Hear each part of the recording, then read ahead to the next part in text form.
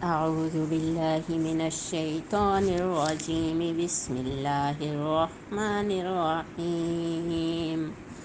وآتوا النساء صدقاتهن نحلة فإن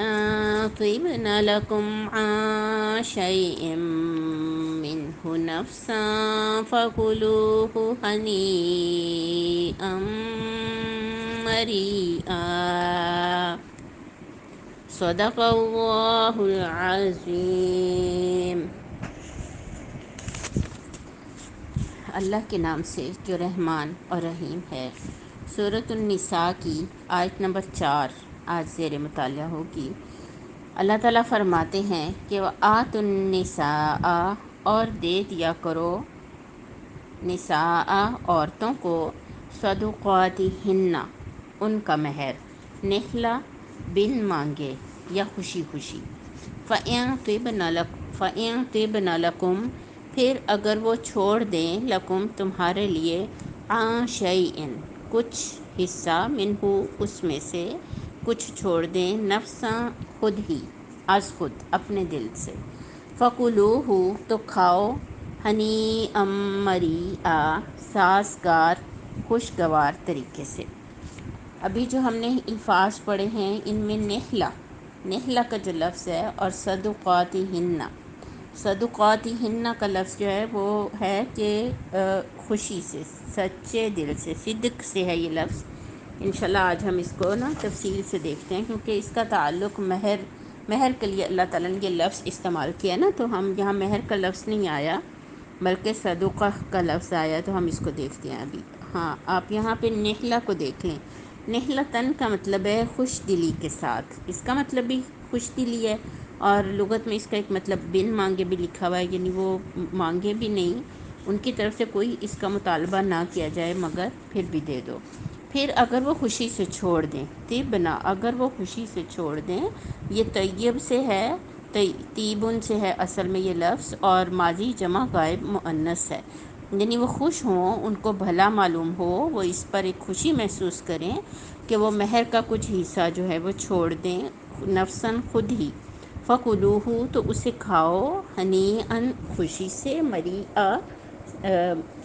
اس کا مطلب بھی ویسے تو خوشگواری ہے، مگر ہنیئا کا تعلق جو ہے نا وہ دل کی خوشی سے ہے، طبیعت کی خوشی سے ہے، اور مریئا کا مطلب یہ ہے کہ ایسی خوشی سے کھاؤ جو جسم کا حصہ بنے، اور تمہاری ایسی غذا ہو جو تمہاری خوشی کا باعث بنے، یعنی دونوں۔ پھر اب اس کو جو حصہ اس نے اپنی خوشی سے چھوڑ دیا ہے اب اس کو سیلیبریٹ کرو، اس کو کھاؤ، مزے سے کھاؤ، اس کو ایک پارٹی کا وقت بناؤ، اس کو ایک اچھا بناؤ، ایسا وہ ایک خوشگوار جو ہے وہ چیز ہو کہ وہ اس کو کچھ حصہ جو ہے وہ مہر کا چھوڑ دے۔ اعوذ باللہ من الشیطان الرجیم بسم اللہ الرحمن الرحیم رب اشرح لی صدری ویسر لی امری واحلل عقدۃ من لسانی یفقہوا قولی واجعل لی وزیرا من اہلی ہارون اخی اشدد بہ ازری واشرکہ فی امری کی نسبحک کثیرا ونذکرک کثیرا انک کنت بنا بصیرا۔ بسم اللہ الرحمن الرحیم رب زدنی علما رب زدنی علما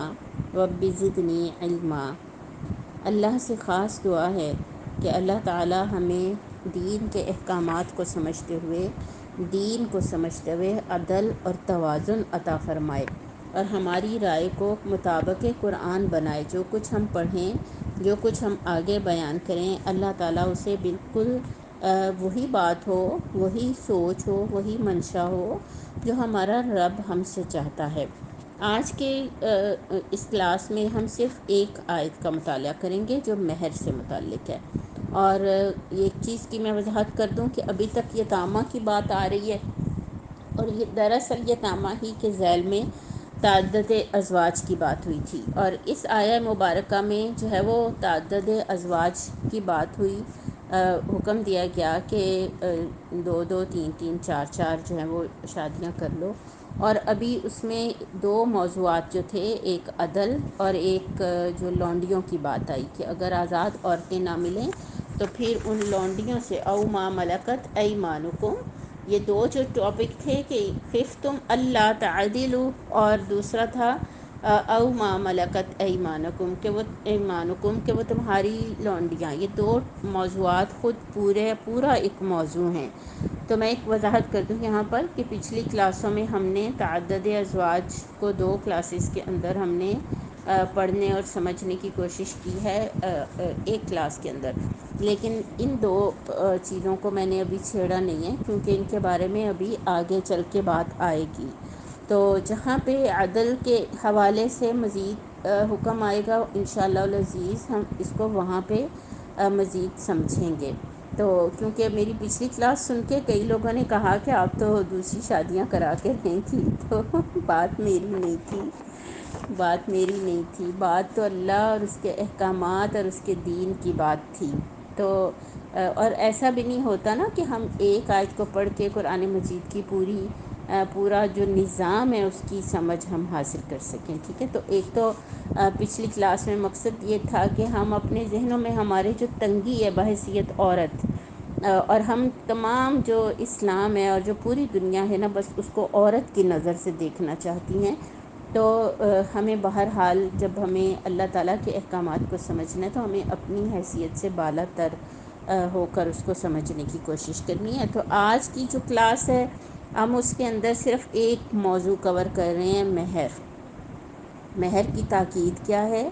ہدایات کیا ہے، نبی صلی اللہ علیہ وآلہ وسلم نے خود کیا مہر باندھا، اس کی کیا حکمت ہے، اس کے پیچھے کیا سوچ ہے۔ تو یہ جو ہے نا آج ہم انشاءاللہ العزیز اس کے بارے میں پڑھتے ہیں۔ یہاں پہ اس آیت کریمہ میں النساء سے مراد نا اصل میں وہ ان یتیموں کی مائیں ہیں، ان یتامہ کی مائیں ہیں جو ان عورتوں سے نکاح کر لینے والوں کے زیر کفالت ہے نا۔ لیکن یہاں جو حکم دیا گیا ہے اب وہی حکم سب عورتوں کے لیے بھی ہے، یعنی اس کو جنرلائز کر کے آپ سمجھیے۔ اگرچہ اس ایک حکم کو سمجھنے کا ایک طریقہ یہی ہوتا ہے کہ اس کو سیاق و سباق میں رکھ کے سمجھا جائے، اور لیکن قرآن مجید کا یہ اعجاز ہے اور قرآن مجید کا یہ طرز کلام ہے کہ وہ چیز، وہ بات جو وہ ایک نظام کے اندر ایک سیاق و سباق میں رکھ کے سمجھا رہا ہے، وہ اس سے ہٹ کے بھی وہ پورا ایک حکم ہوتا ہے اور پوری ایک بات ہوتی ہے۔ تو یہاں پر جو حکم دیا گیا ہے وہی سب عورتوں کے لیے حکم دیا گیا ہے۔ یہاں خاص طور پر اس حکم کو جو ذکر کیا گیا ہے وہ یتیموں کے ولی اور یتامہ ہی کے جو سرپرستوں ہی کی تربیت اور بہتری کے لیے جو ان کی ماؤں سے نکاح کر لیتے تھے نا، تو وہ یہ سمجھتے تھے کہ ہم نے نیکی کی ہے، بلکہ یتیموں کی ماؤں پر تو دراصل ہم نے احسان کی ہے، اور اب ہم نے یہ جو نکاح کیا ہے نا، ہم نے یہ کچھ اپنی خواہش سے نہیں کیا، بلکہ ہم نے تو ان بچوں کی خاطر نکاح کیا ہے۔ اور عرب کے اندر عام سوچ یہ تھی کہ اب اس کے لیے کوئی مہر دینا ضروری نہیں ہے، اس لیے خاص طور پر یہاں پر یہ حکم دیا گیا ہے کہ نکاح کی کوئی بھی وجہ ہو، کوئی بھی سبب ہو،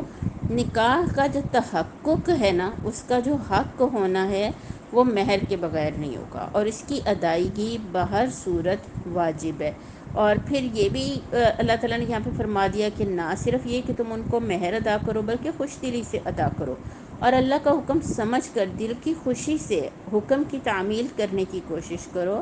آیت کریمہ کے آپ پہلے جملے کے اوپر غور کریں تو ایسا لگتا ہے کہ شوہروں کو حکم دیا جا رہا ہے کہ وہ براہ راست اپنی بیویوں کو مہر ادا کریں، اور اگر اس کا خطاب یعنی ایسا جو الفاظ ہیں وہ تو بظاہر یوں ہی ہے کہ شوہر اپنی بیویوں کو مہر ادا کریں، لیکن اگر اس کا خطاب لڑکیوں کے سرپرستوں سے آپ سمجھیں کہ ہے تو بھی اس کا مطلب یہی ہے کہ وہ لڑکیوں کے شوہروں سے اگر تو وہ مہر وصول کریں تو اس کی ادائیگی بہرحال لڑکیوں ہی کو کریں،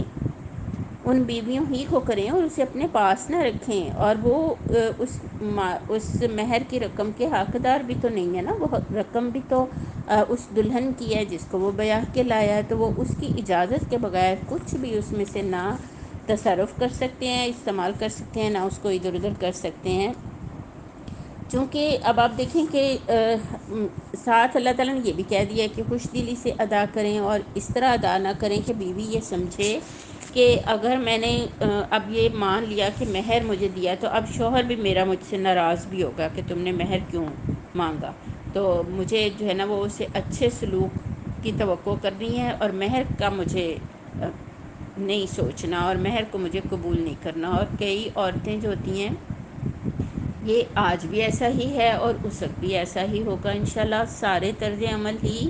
ہم ان کے بارے میں ڈسکس کریں گے. لیکن اکثر جو ہوتی ہیں کئی بیویاں وہ یہ سوچ کے کہتی ہیں کہ اب میں کیا مطالبہ کروں. اگر اس وقت وہ مہر ادا نہیں کیا گیا، بعد میں ادا کرنے کا وعدہ کیا گیا ہے، تو وہ پھر ہچکچاتی ہیں. وہ کہتی ہیں اب میں کیسے کہوں کہ وہ مجھے مہر جب دے دیا جائے. تو وہ جس طرح سے یعنی یہ امبیلنس جو ہے نا ہماری سوسائٹی میں اس وقت بھی تھا اور آج بھی ہے کہ یا تو پھر اتنا زیادہ مہر باندھ دیا جاتا ہے کہ پھر لوگوں میں ایک ریپیوٹ بنے، ایک ایڈورٹیزمنٹ ہو جائے، ایک شہرت ہو جائے کہ کتنا زیادہ یار فلاں نے اتنا مہر دیا، مہر میں اس نے یہ چیز دی ہے.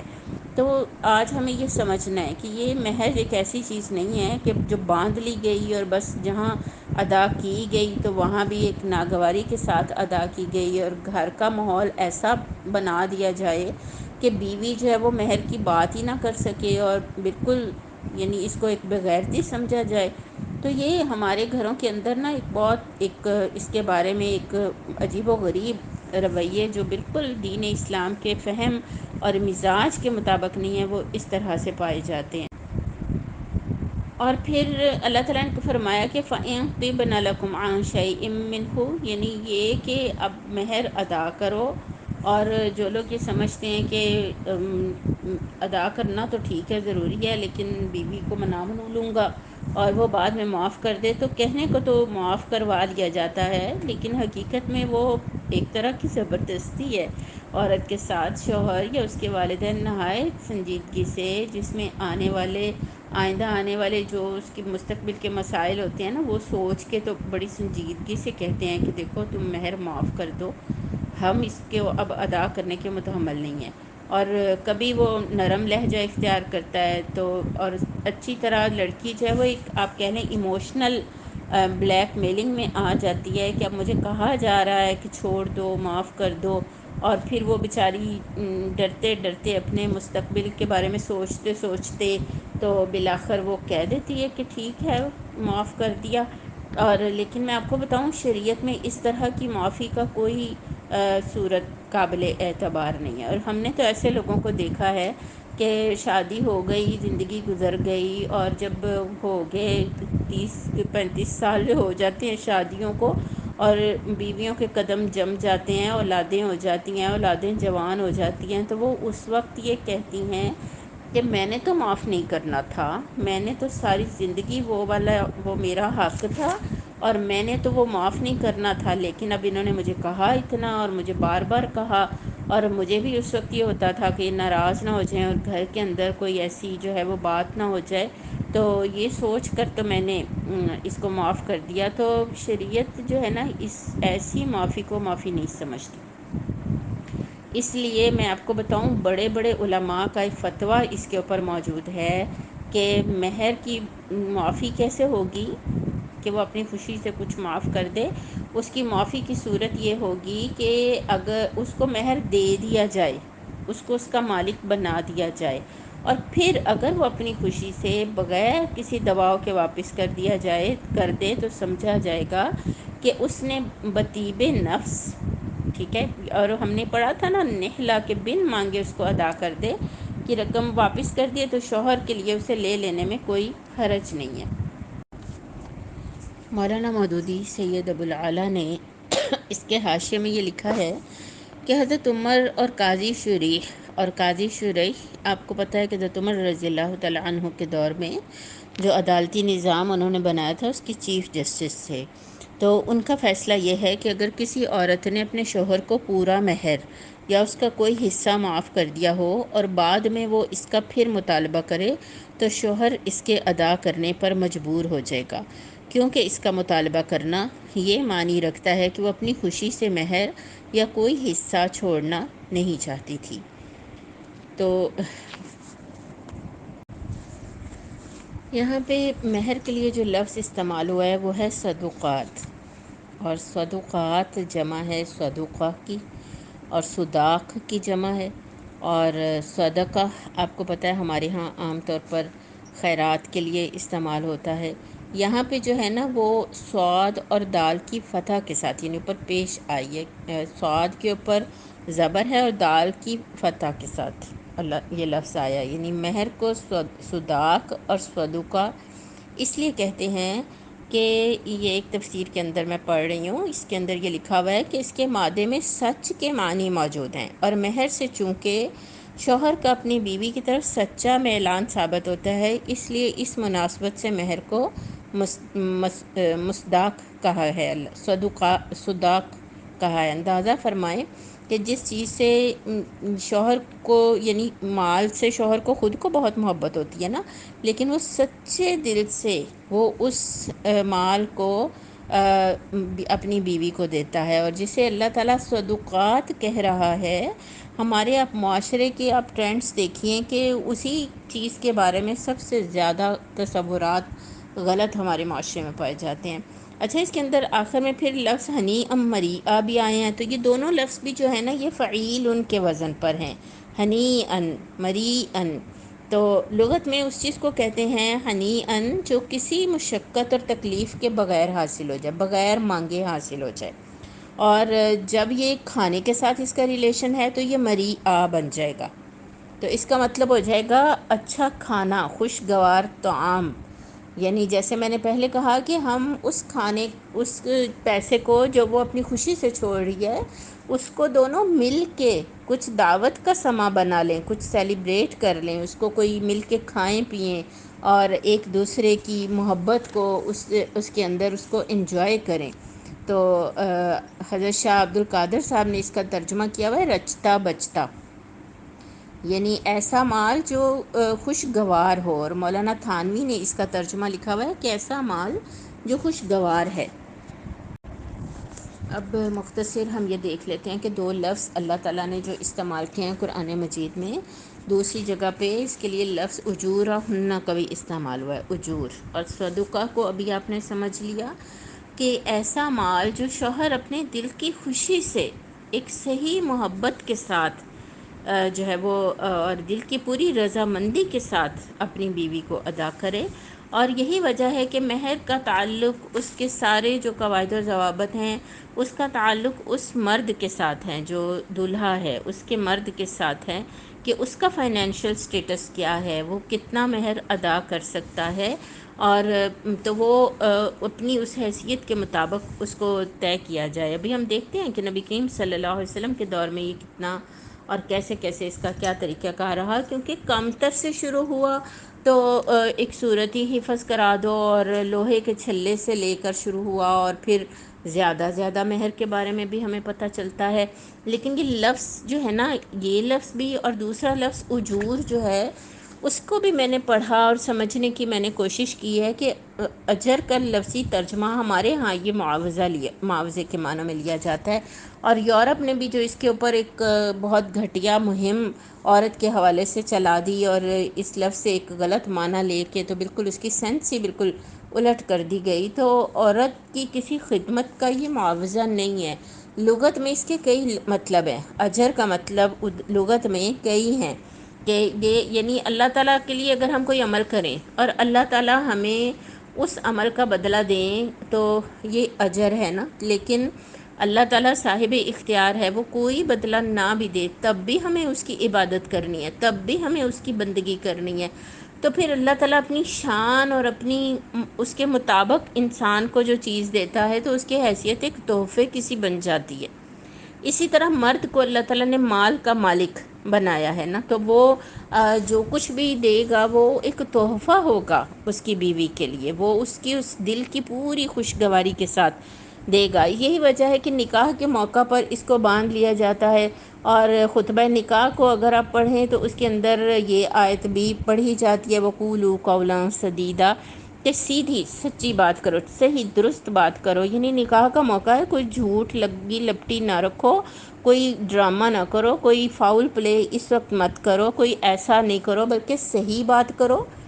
سیدھی بات کرو کہ تم اس لڑکی سے جو نکاح کر رہے ہو تو وہ ایسی ایک صاف بات ہو، ایسی دو ٹوک بات ہو جس کے اندر کوئی ایسا ہیر پھیر نہ ہو جس سے کوئی مختلف معنی جو ہے وہ نکالے جا سکتے ہوں کہ وہ کس طرح سے کل کو اس کی وہ کرے گا، تو ایک تو آپ اس کو یہ سمجھ لیجئے کہ یہ کوئی عورت کی کسی خدمت کا معاوضہ نہیں ہے، بلکہ یہ اللہ تعالیٰ کی اس کے شوہر کی طرف سے اس کے دل کی پوری رغبت اور محبت اور شوق اور دل کی پوری وارفتگی اور دل کی پوری خوشی کے ساتھ اپنی بیوی کے لیے ایک پہلا تحفہ ہوتا ہے۔ ہمارے ہاں جیسے یہ تحفہ کبھی سونے کی انگوٹھی کی شکل میں کوئی سونا لڑکی کہہ لیتی ہے، اور یہاں پہ یعنی یہ بھی میں بتا دوں کہ یہ مہر جو مقرر کرنے کا وہ معاملہ ہے وہ لڑکی کے وارث اس کو مقرر کر سکتے ہیں، لیکن اصلاً یہ لڑکے اور لڑکی کے درمیان اس کو مقرر ہونا چاہیے۔ لڑکا اپنی مالی حیثیت دیکھے گا اور اس کے مطابق بتائے گا کہ وہ کتنا مہر ادا کر سکتا ہے، اور لڑکی سے اس کی دل کی پوری رضامندی جو ہے وہ جس طرح ہم نکاح کے لیے پوچھتے ہیں کہ آپ بتائیں آپ کو یہ لڑکا پسند ہے، ماں باپ پوچھتے ہیں اور شریعت میں اس کے پورے قواعد ہیں کہ وہ اگر کنواری ہے اور وہ خاموش رہے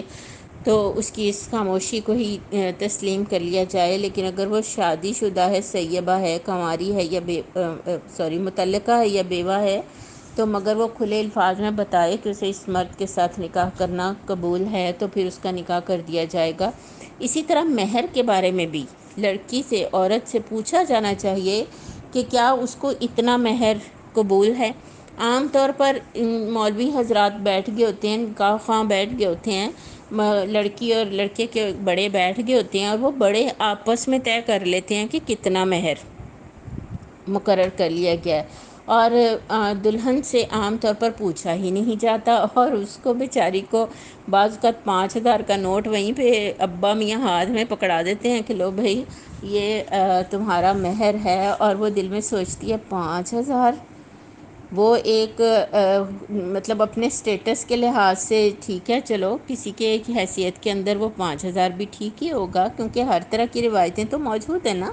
لیکن کسی کی حیثیت کے اندر وہ اس کا مقابلہ جو ہے وہ معاشرے کی ایک اور دوسری رسم کے ساتھ دراصل کیا جائے گا، وہ یہ کہ وہ اس کو منہ دکھائی میں کیا دے گا، تو دوسری طرف منہ دکھائی میں وہ اس کو کوئی ڈائمنڈ کی رنگ پہنائے جس کی قیمت جو ہے وہ 5 لاکھ روپے ہو، کوئی سیٹ ایسا دے دے 5 لاکھ روپے کا، جی منہ دکھائی میں دیا گیا ہے، لیکن مہر 5,000 روپے۔ تو اصل چیز میں آپ کو بتاؤں مہر ہے، اصل چیز مہر ہے جس کو اس کی پوری رضامندی کے ساتھ جو ہے وہ طے کیا جانا چاہیے، اور احسن ترین صورت یہ ہے کہ شوہر ہی خود دے اپنی بیوی کو دے، جس طرح منہ دکھائی، جس طرح پہلا تحفہ قابل قدر ہوتا ہے نا، وہ سونے کی انگوٹھی جو ہمارے ہاں اگلے دن صبح سب پوچھتے ہیں کہ کیا ملا تمہیں شوہر سے، اور وہ سونے کی انگوٹھی، وہ پہلا تحفہ، وہ محبت کا وہ رنگ جسے عام طور پر بیویاں بھی پوری زندگی سنبھال کے رکھتی ہیں کہ یہ ہمارے شوہر کا ہمارے لیے پوری محبت سے دیا گیا پہلا تحفہ تھا، تو وہ پہلے تحفے کی خود اللہ نے یہ قدر کی ہے کہ اسے مہر کی صورت میں مرد کے اوپر لازم کیا ہے۔ تو اس کی جو دوسری سینس ہے اس کو بھی ہم دیکھ لیتے ہیں۔ اس کی دوسری سینس یہ ہے کہ عام طور پر عربوں کے اندر عورت جو ہوتی تھی وہ تو خود مال ہوتی تھی اور مال وراثت کے طور پر تقسیم ہو جاتی تھی، بازاروں میں بکتی تھی اور اس کی کوئی وہ والی حیثیت نہیں تھی۔ تو مہر کی صورت میں دراصل اسلام نے بہت زبردست ایک نظام ہمیں دیا، اور مجھے تو ایسے لگتا ہے ہم اسلامی سوسائٹی بن گئے ہیں نا، کہ جہاں پہ ایسی چیزوں کی کوئی وہ فہم اور سمجھ میں نے اچھے دیندار گھرانوں خاندانوں کے اندر بھی نہیں دیکھی ہے، کہ مہر جو ہے وہ دراصل شوہر دے گا اپنی بیوی کو، اور یہ وہ تحفہ ہوگا جس کا وہ اس کو مالک بنا دے گا۔ ٹھیک ہے، تو دوسری سمجھ اس کے اندر کیا ہے کہ وہ تحفہ جو اس کو دیا جائے گا وہ اس کو مالک بنا دے گا، اور مطلب مکمل اس کی کمپلیٹ جو ملکیت ہے وہ عورت کے ہاتھ میں ہوگی۔ آپ نے دیکھا اللہ تعالیٰ نے کہا کہ اب وہ فَإِن طِبْنَ، عورتوں کی طرف اللہ تعالیٰ نے یہ ضمیر کی ہے کہ وہ خواتین اگر اپنی خوشی سے کچھ تمہارے لیے چھوڑ دیں تو اب تم دونوں اس پیسے کو کھاؤ پیو اور انجوائے کرو اس پیسے کو، لیکن اصل بات یہ ہے کہ مرد مہر کی جو رقم اپنی بیوی کو دے گا اس کو مالک بنا دے گا۔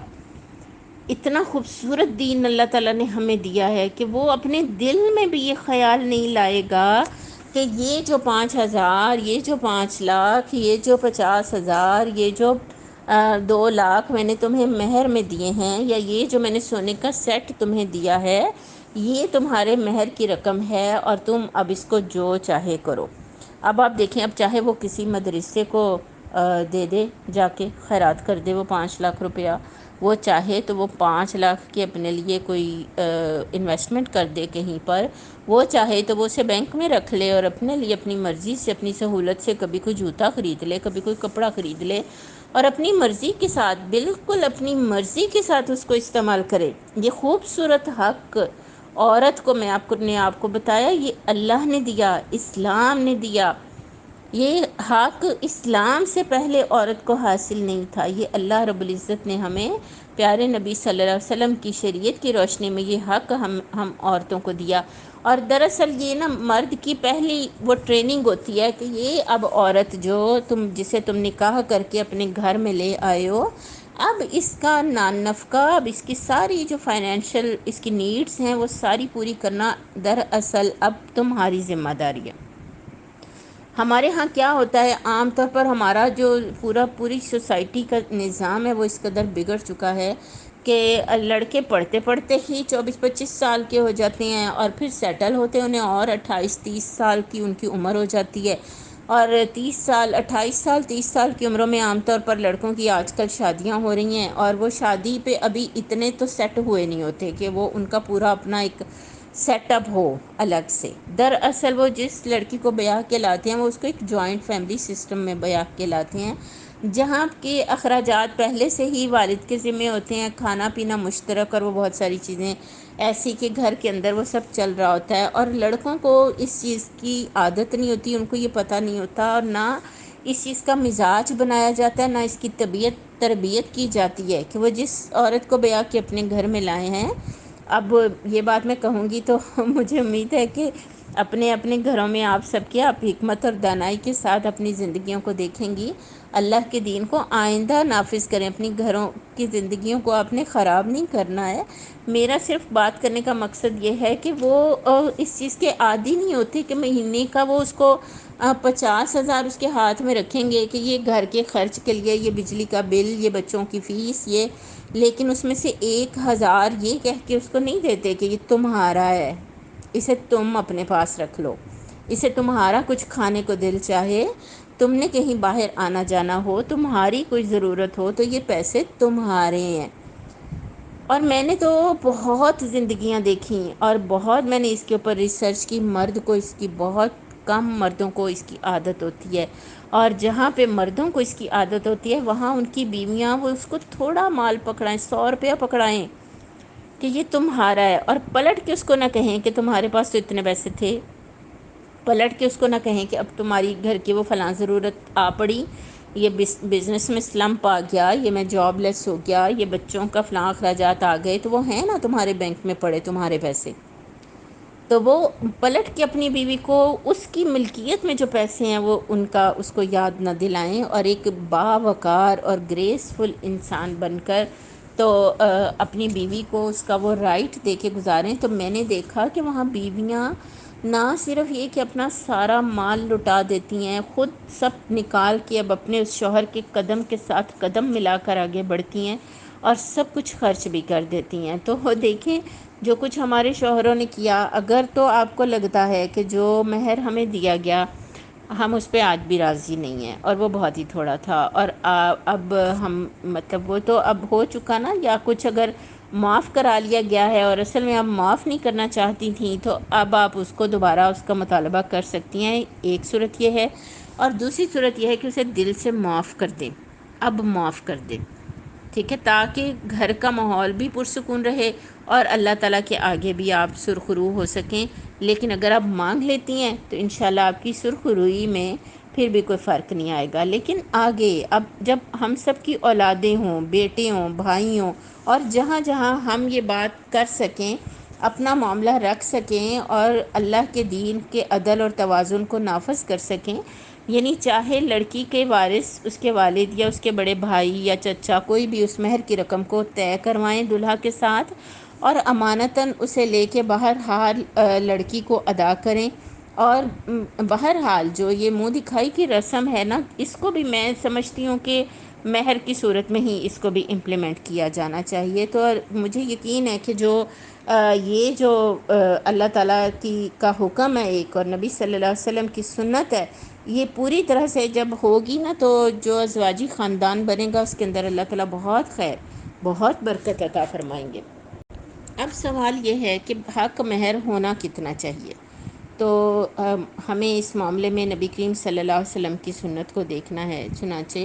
حضرت ابو سلمہ بن عبد الرحمن کہتے ہیں، یہ روایت ہے مسلم کی کتاب النکاح سے اور باب الصدقات سے ہے یہ، کہ حضرت ابو سلمہ بن عبد الرحمن کہتے ہیں کہ میں نے حضرت عائشہ رضی اللہ تعالی عنہ سے پوچھا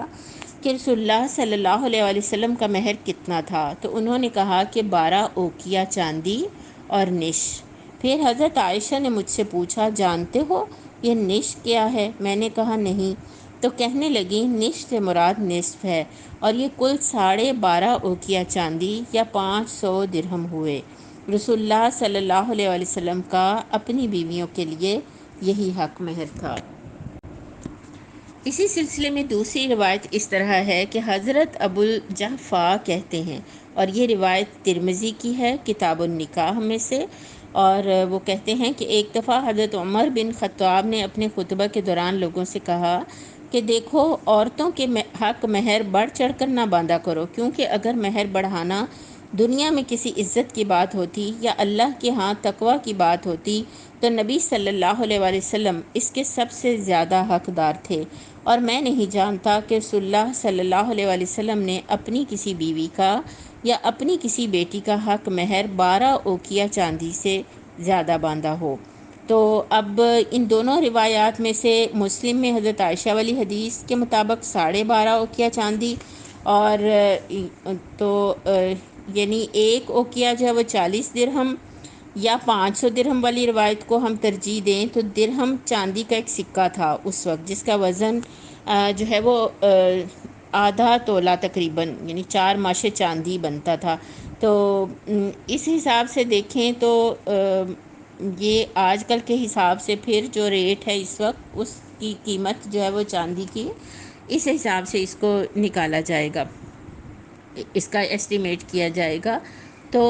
لوگ کہتے ہیں کہ اس وقت جو تھا وہ نبی کریم صلی اللہ علیہ وسلم کی بیویوں اور بیٹیوں کا اگر پاکستان کی کرنسی کے لحاظ سے بنائیں تو یہ تقریباً 30,000 تھا، جس کے متعلق نبی حضرت عمر نے بھی پھر یہ کہا کہ اس سے زیادہ حق مہر نہ باندھا کرو۔ تو اب آپ اسی سے متعلق نا ایک تیسری روایت بھی دیکھیں، اور یہ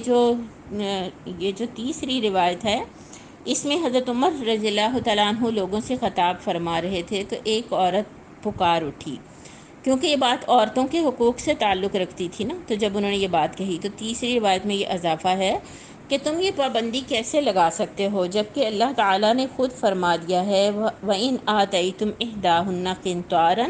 یعنی اگر تم اپنی بیوی کو خزانہ بھر بھی بطور حق مہر دے چکے ہو تو اسے واپس نہ لو۔ تو عورت کی یہ بات سن کر حضرت عمر رضی اللہ تعالیٰ عنہ بے ساختہ پکار اٹھے کہ یا اللہ مجھے معاف فرما، یہاں تو ہر شخص عمر سے زیادہ فقیہ ہے۔ پھر منبر پر چڑھے اور کہا کہ لوگو، میں نے تمہیں 400 درہم سے زیادہ حق مہر باندھنے سے منع کیا تھا، روکا تھا، اب میں اپنی رائے واپس لیتا ہوں، تم میں سے جو جتنا چاہے مہر میں دے۔ ان احادیث کے علاوہ ایک اور متفق علیہ حدیث بھی ہمیں ملتی ہے جو حضرت عبد الرحمن بن عوف کے بارے میں ہے کہ انہوں نے کھجور کی گٹھلی بھر سونا حق مہر کے عوض ایک انصاری عورت سے نکاح کیا تھا، لیکن اب یہ معلوم کرنا تو بہت مشکل ہے کہ وہ کتنی بڑی تھی، اور گٹھلی دراصل کتنی چھوٹی بھی ہوتی ہے، ذرا بڑی بھی ہوتی ہے۔ تو بہرحال، اور کم سے کم حق مہر کے بارے میں بھی احادیث کے اندر آتا ہے، اور سب کتب میں ایک حدیث جو ہے وہ موجود ہے کہ ایک عورت جو تھی وہ نبی کریم صلی اللہ علیہ وسلم کے پاس آئی اور اس نے خود اپنے آپ کو آپ کے لیے ہبہ کیا، یعنی کہا کہ میں اپنے آپ کو آپ کے لیے ہبہ کرتی ہوں، مگر نبی صلی اللہ علیہ وسلم خاموش رہے، یعنی آپ اس کو نہیں لینا چاہ رہے تھے نا۔ تو اتنے میں ایک شخص بول اٹھا کہ یا رسول اللہ، آپ نہیں چاہتے تو اس عورت کا مجھ سے نکاح کر دیجئے۔ آپ صلی اللہ علیہ وسلم نے اس سے پوچھا تمہارے پاس حق مہر دینے کے لیے کوئی چیز ہے؟ وہ کہنے لگا کچھ نہیں۔ سوائے اس چادر کے جو میں نے لپیٹ رکھی ہے۔ آپ نے فرمایا یہ چادر تم رکھو گے یا اسے دھو گے؟ یعنی اب دیکھیں دینا ضروری تھا نا، اب مہر کے لیے وہ باندھ رہے تھے، تو اگر وہ چادر مہر میں دیتے تو پھر خود کیا پہنتے؟ تو جاؤ کوئی لوہے کی انگوٹھی ہی ڈھونڈ لاؤ۔ وہ گیا لیکن اسے وہ بھی نہ ملی اور واپس آ گیا۔ تو آپ صلی اللہ علیہ وآلہ وسلم نے اس سے پوچھا کہ کچھ قرآن یاد ہے؟ کہنے لگا ہاں فلاں فلاں صورت یاد ہے۔ اور آپ صلی اللہ علیہ وسلم نے فرمایا اچھا وہی صورتیں اس کو بطور حق مہر یاد کرا دینا۔ ان تمام احادیث سے آپ کو یہ معلوم ہوتا ہے نا کہ حق مہر جو ہے وہ کم سے کم بھی ہو سکتا ہے، زیادہ بھی ہو سکتا ہے، لیکن بہرحال ایسا ہونا چاہیے جس پر فریقین دونوں ہی فریق جو ہیں وہ راضی اور مطمئن بھی ہوں اور دونوں اس پر ایگری کریں۔ تو اب آپ دیکھیں ہمارے ہاں لوگ کس طرح حق مہر کے معاملے میں افراط اور تفریط کا شکار ہے نا، یعنی شادی پہ لاکھوں خرچ کر دیں گے، ایک کھانا ہی 1,000 کی گیدرنگ ہے اور 5 لاکھ روپے کا ہال ہی بک ہوا ہے اور 3 لاکھ روپے کا دلہن کا لہنگا ہی ہے، تو یہ سب ان سب چیزوں پہ پیسے خرچ کر دیتے ہیں، لیکن جب حق مہر کی بات آتی ہے تو وہ تو جی شرعی ہونا چاہیے، اور اس کو بس اسی طرح سے وہ ایک کر کے اس کو وہ حیثیت وہ نہیں دیتے۔ تو یاد رکھیں کہ آج کے زمانے کے لحاظ سے یہ اس کا طے ہوگا اور لڑکے کے فائنینشیل سٹیٹس کے لحاظ سے طے ہوگا۔ دیکھیں وہ یہ صاحب جو تھے یہ بالکل ہی کچھ بھی نہیں تھا نا ان کے پاس، ایک چادر کے سوا ایک لوہے کی انگوٹھی تک ان کو نہ ملی، تو آپ صلی اللہ علیہ وسلم نے آپشن دے دی کہ ایک صورت ہی اس کو 2-3 یاد کرا دو، دین یہاں پہ مرد کے سٹیٹس کے اعتبار سے آپ نے اسی طرح کی وہ چیزیں طے کرائیں نا۔ تو ایک طرف تو یہ تفریط ہے، تو افراد یہ ہے کہ اتنا زیادہ ہی، یعنی شوہر جو ہے وہ اس کا ماہانہ اس کی کمائی بیچارے کی 10-15 ہزار روپے سے زیادہ نہیں ہے، اور مہر کے لیے مطالبہ یہ ہو کہ یہ 50,000 مقرر کرے، اور پھر یہ سمجھنا کہ بھئی اس کو بہت ایک جو ہے وہ ایک شان کا ذریعہ اور ایک شو بازی کی بات جو ہے وہ اس کو سمجھا جائے، تو یہ ایک بہت غلط بات ہے۔ شریعت جو ہے نا وہ مذاق نہیں ہوتی، میں آپ کو بتاؤں شریعت مذاق نہیں ہے۔ حق مہر جو ہے وہ معاف کروانا پہلے ہی، اور ایسی چالیں چلنا کہ لڑکی معاف کر دے اور کسی دباؤ کے بغیر ہی بس چھوڑ دے، اور لڑکے کی طرف سے ایسی چالیں کہ بس دینا ہی نہ پڑے، اور لڑکی کی طرف سے یہ چالیں کہ بہت ہی زیادہ باندھ دیا جائے کہ، اور یہ سمجھ لینا معاشرے میں ہمارے میں یہ سمجھا جاتا ہے کہ یہ تو شادی اور رشتے کے مضبوط رکھنے کا یہ ایک ذریعہ ہے، تو ایسی یہ سب کانسیپٹس جو ہے نا یہ مطابق اسلام نہیں ہے۔ اچھا شریعت میں جو ہے نا وہ ایک نکاح شغار کا ذکر بھی ملتا ہے کہ حق مہر جو ہے نا وہ بہرحال لڑکی کا حق ہوتا ہے، اس کے والدین کا نہیں ہے۔ تو یہ لڑکی کے والدین یہ کہتے تھے کہ ہم اپنی لڑکی کا نکاح اس سے کر دیتے ہیں، اور وہ جو ہے وہ جو اس کے پیسے ہیں وہ حق مہر وہ نہ دے، یعنی اس شرط پہ نکاح ہو جاتا تھا۔ تو یہ حضرت عبداللہ بن عمر رضی اللہ تعالیٰ عنہ کی ایک روایت ہے مسلم میں، اور مسلم ہی کے کتاب النکاح میں، کہ رسول کریم صلی اللہ علیہ وآلہ وسلم نے نکاح شغار سے منع فرمایا ہے، اور نکاح شغار یہ تھا کہ ایک لڑکی اپنی بیٹی کو اس شرط پر دوسرے شخص سے بیاہ دیتا تھا کہ وہ دوسرا اسے اپنی بیٹی بیاہ دے اور حق مہر کسی کو بھی نہ دینا پڑے۔ یعنی ہمارے ہاں جو وٹے سٹے کی شادیاں ہوتی ہیں نا، تو وہ شادی تو یوں ہو جائے اور بدلے میں ایسا کوئی بدلہ ہو جائے اور حق مہر کسی کو بھی نہ دینا پڑے اور یہ ایک بچت ہو جائے، تو یہ اس سے نبی کریم صلی اللہ علیہ وآلہ وسلم نے منع کیا۔ اور آپ نے دیکھا کہ جو آیت ہم نے پڑھی ہے وہ آت النساء، دو عورتوں کو ان کا مہر، تو یہاں پہ دینے کا حکم ہے اور امر کا صیغہ ہے، تو اس لیے اس کو دینا ہی ہے۔ علماء کے نزدیک یہ واجب ہے اور فرض، یعنی اس کے بغیر بہرحال نکاح تو قائم ہو جائے گا لیکن یہ واجب ہے، یعنی اگر یہ طے نہیں کیا گیا اور یہ اس وقت نہ ادا کیا گیا تو یہ جو ہے وہ گناہ گار ہوگا۔ اور مہر کے بارے میں بھی ہم یہ دیکھ لیتے ہیں، ایک مہر معجل ہوتا ہے اور ایک مہر معجل ہوتا ہے۔ اور معجل کا مطلب ہے عجلت سے، یعنی فوراً اسی وقت ہی ادا کر دیا جائے، اور معجل اجل سے ہے، یعنی جس کے لیے ایک ٹائم طے کر لیا جائے کہ وہ اس کو 1 سال بعد ادا کرے گا، یا وہ اس کو 6 ماہ میں ادا کرے گا، یا وہ اس کے لیے کوئی اس کی ادائیگی کا کوئی نظام طے کر لیا جائے۔ تو مہر کی یہ 2 اقسام بہرحال ہمیں کتابوں میں ملتی ہیں۔ تو امید ہے کہ آپ کو آج کی اس میں کچھ سمجھ آ گئی ہوگی۔ کچھ سوال اگر آپ کا ہے تو میں گروپ کھول دیتی ہوں انشاءاللہ، پھر ہم اس کو دیکھ لیتے ہیں۔